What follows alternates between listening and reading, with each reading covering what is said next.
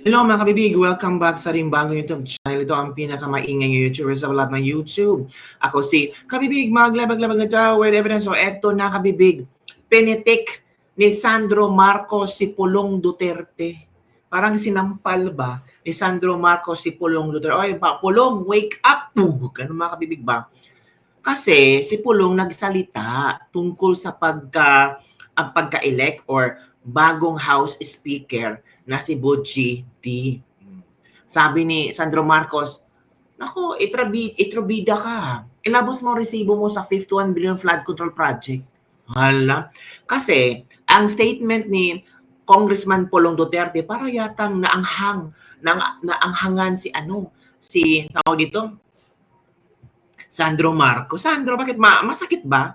Masakit ba sa puso na ito ang statement ni Pulong Duterte? Ito babihan. Basahin natin. Statement of Representative Paulo Duterte. Ngayon, pinalitan si Martin Romualdez, tapos si Representative Faustino Bojidi daw ang ipapalit. Sino ang pumili? Walang iba kundi si Sandro Marcos. Dito pala saktan si Sandro. Party mate sa Partido Federal. Anak mismo ng Pangulo. Ano to? Isa na namang cover-up move? Palit lang ng mukha pero parehong bulok pa rin ang sistema? Wow!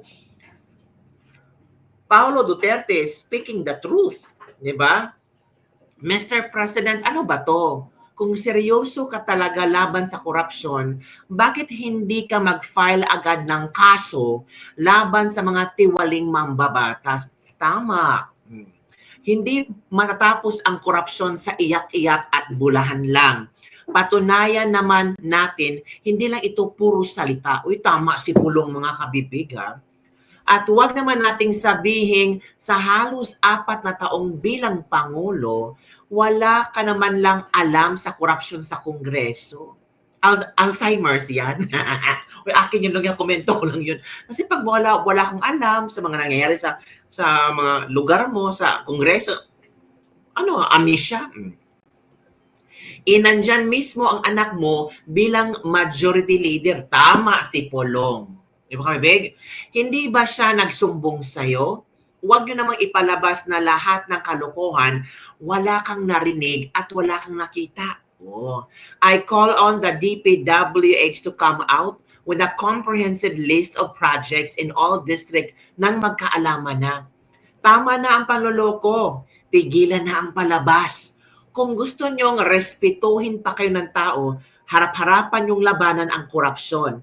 Walang sacred crows, walang cover-up, walay atik-atik. Kung hindi nyo kayang linisin ang sarili nyo, mas mabuti pang umuwi na lang tayo lahat.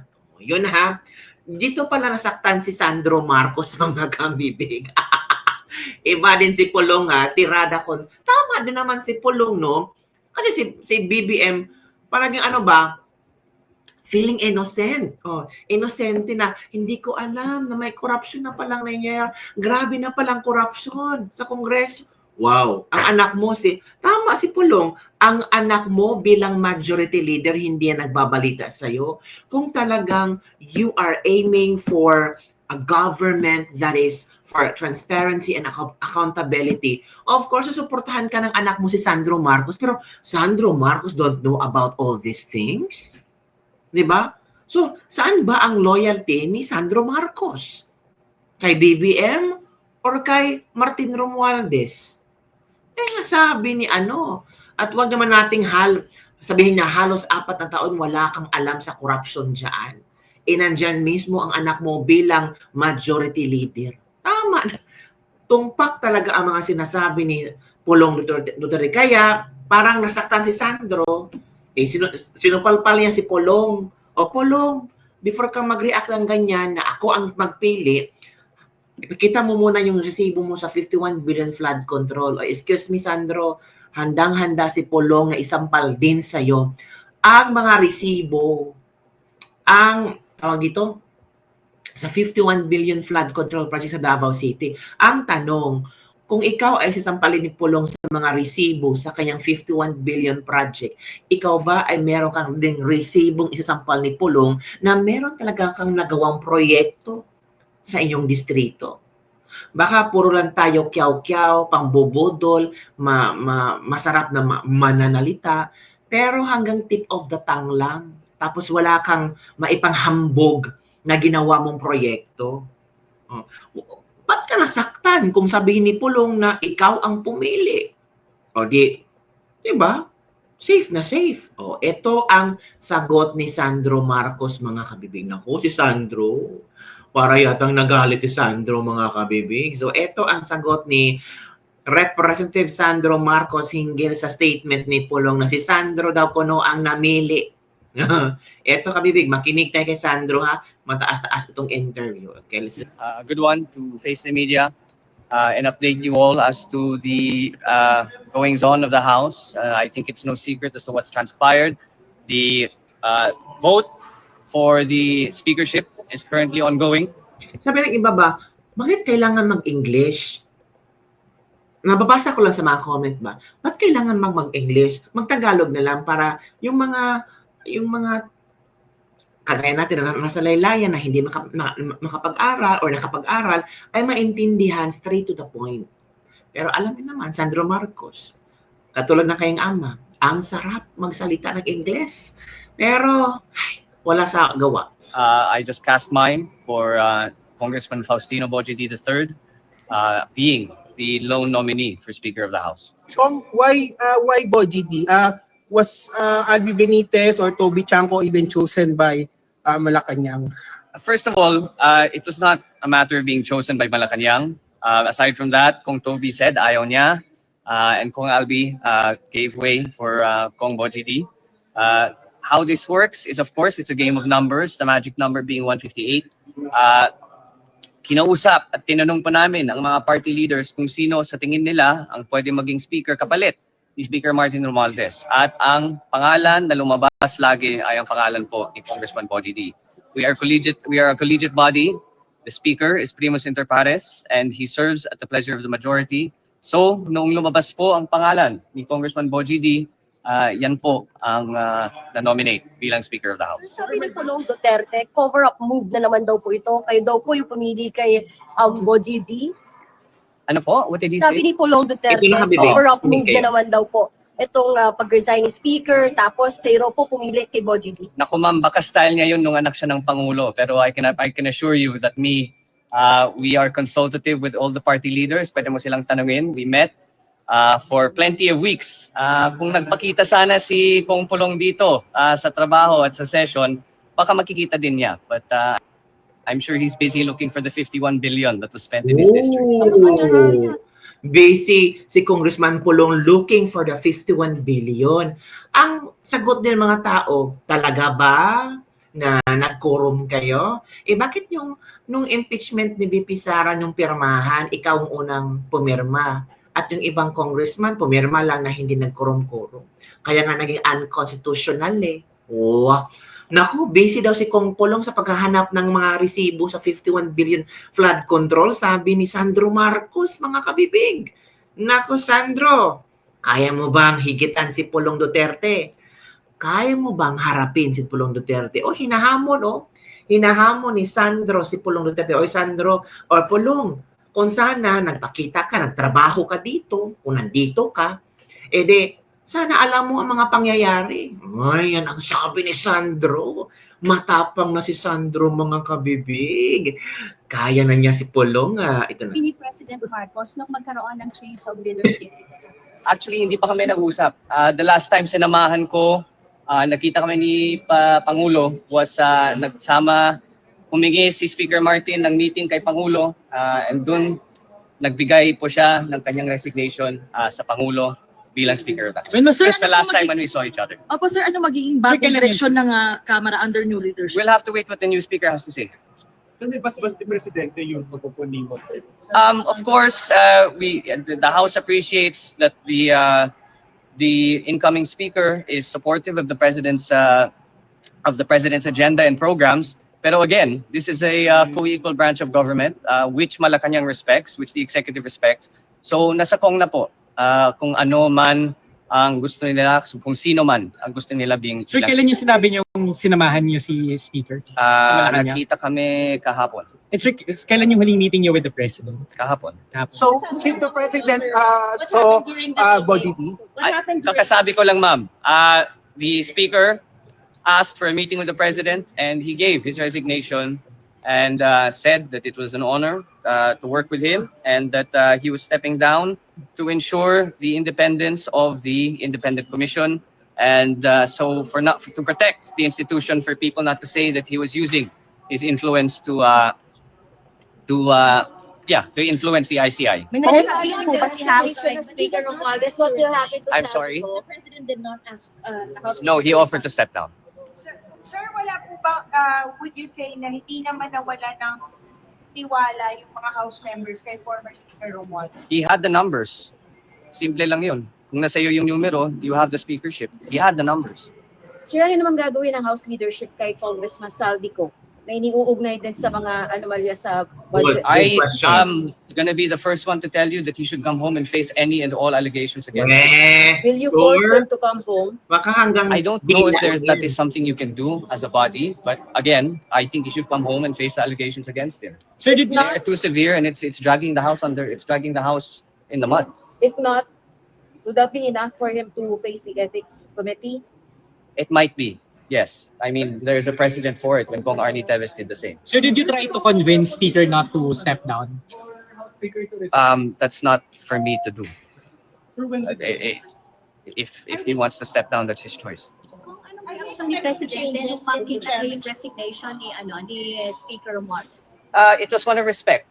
Dahil nakita niya that he was doing it to save the institution and to give way for the independent body to have a fair and thorough investigation. How did you feel about it, sir? How did I feel about it? I mean, on a personal level, of course, nakakalungkot din, and the House members, because he did enjoy the majority support of the House, nakakalungkot. Anytime there is a speaker that is outgoing, nakakalungkot. But again, it was done for the sake of the institution, and hopefully, the incoming speaker, Boji D, will bring the House to great heights, one that is accountable and one that is answerable to the people. kung hindi ba kayo natatakot sa mga protest this coming Sunday? Kasi parang pakiramdam, parang isa sa yata siguro Yan, sa protesta nag-force na. ni Speaker Romualdez to resign is baka nga yung pressure sa kanya to ditong mga issues na to, especially marami na yung Para protest. sa kanya pa yan sagutin, hindi pa yan para sa Sir, magkakaroon ba ng Ano malasahan sa chairmanship ng mga committee dito sa House? Sa tingin ko, ma'am, nasa gitna po tayo ng budget. Kailangan natin ipasa ang pinaka-importanting batas ng ating bansa at yan po ay ang budget. So I don't think there will be any changes for now in the chairmanships or the composition of the leadership dahil lang it's too disruptive to what we are going through. pero after ng budget season, sir, Hindi po ako yung speaker, talaga yung speaker. Hindi naman ako nagde-decide. Pero bibigyan po ng position si Speaker si Martin Romualdez sa committee chairmanship. Again or po, position. hindi po ako yung speaker, so hindi ako makasagot ng tanong na yan. So, no changes until matapos yung budget? Ano po? No changes po sa committee chairmanship? Hindi kaya ma'am. We start plenary debates on Monday. Hanggang madaling araw yan. And then there are no committee hearings actually. We don't do committee hearings during the plenary debates so that all members are encouraged to be on the floor. So kung walang committee hearings, wala namang kailangan baguhin in terms of the composition of the chairmanships and the leadership of the House. So, yung comments na sinasabi ni Representative Marcoleta na parang cosmetic lang daw to, kailangan daw ng House ay institutional change. Okay lang yan. That's his opinion. I respect that. Pero, Kamusta kamusta sir, sir, moral enough ng po yung House? resignation? I'm sorry. Yung moral ng House, kamusta sir? Well, again, the House has been under fire for the past few weeks. So obviously morale is low. But I'll be the first one to tell all of you some of that blame is deserved and warranted. So I think the House needs to reform, the House needs to be accountable, and the House has to be answerable to the Filipino people. And I hope that's what the leadership of Speaker Boji D brings. Do you think yung resignation of Speaker Romualdez will pacify the outrage of the public sa corruption? I don't No, no. That's not for me to answer. Pero kung laging nasa continue yung reform sa budget process. Of course. Hindi naman, wala naman yan sa speaker. That's for the whole institution. We are in the process, or in fact already finished, instituting and implementing those reforms. Wala pong samaan ng loob si President Marcos and si Speaker ngayon. No, wala. Not at all. Okay po sila. Yes, they're very okay. Ano ang naging atmosphere nung makita si Speaker tsaka si President? Nakita ba sila? Yung nakita. Yeah, nagkita sila kahapon nung nag-meeting kami. Okay naman. Wala namang pressure, sir? Well, kung nakinig kayo sa speech naman ni Speaker Martin, sinabi niya, hindi gatong pressure sa kanya. That should answer your question. Major yung productive ng House during these past few years, re-replicating kaya under Speaker D at saka yung mga committees, hearings, yung mga quad ko matutuloy pa rin po. Again, you have So yun kabibig, yun ang statement ni Sandro Marcos. Narinig yun naman ang statement ni Sandro Marcos na si Pulong daw ay busy sa paghahanap ng mga resibo sa 51 billion flood control project. Kung sana si Pulong ay nag-attend sa mga hearings nila or sa mga meetings nila, ay malalaman ni Pulong na hindi si Sandro Marcos ang pasimuno or ang nag-advise na si Boji ang gagawing ang bagong House Speaker. Pero may punto naman talaga si Pulong Duterte. Oo, may punto si Pulong Duterte sa kanyang hinanakit, sa kanyang statement, mga kabibig. Di ba? Sabi nga dito ni Pulong Duterte na, sabi dito, sino ang pumili? Walang iba kundi si Sandro Marcos. Kasi, of course, hindi ibig sabihin na si Pulong magsalita lang na walang ebidensya, na walang nagsasabi sa kanya. Meron ding mata at tenga si Pulong Duterte sa loob ng Kongreso. Diba? Isa na namang cover-up move. Palit lang ng mukha pero parehong bulok pa rin ang sistema. Sakit naman yung word na bulok pa rin ang sistema. Sana makabangon ang House of Representatives because its moral is very low. Every now and then may mga taong nagrarally sa harap ng Kongreso. So yun ang kabibig. Ano sa palagay nyo? Ano kaya maging reaction ni Pulong Duterte sa pasakali pagpitik ni Sandro Marcos sa kanya? Don't forget to like, subscribe, and share this video para sa mga latest trending news na ating pag-usap-usapan. Basta ako, para naintindihan ko kung saan nanggaling ang statement ni Pulong Duterte. Parang na-analyze din niya na kung si Boji D, ganun pa rin. Parang walang pagbabago. Oo nga, sa una lang, ang sarap makinig sa mga speech nila, sa kanilang mga statement. Ano ba yun? Parang kinagat na ako ni Martin. Di ba, kabibig? So, yun lang, kabibig, ang ating Ladies Libag-Libag for today. Basta, hintay lang tayo kung ano ang mga development ni Pulong Duterte, kung sasagutin ba niya si Sandro Marcos. Bye everyone! See you next time!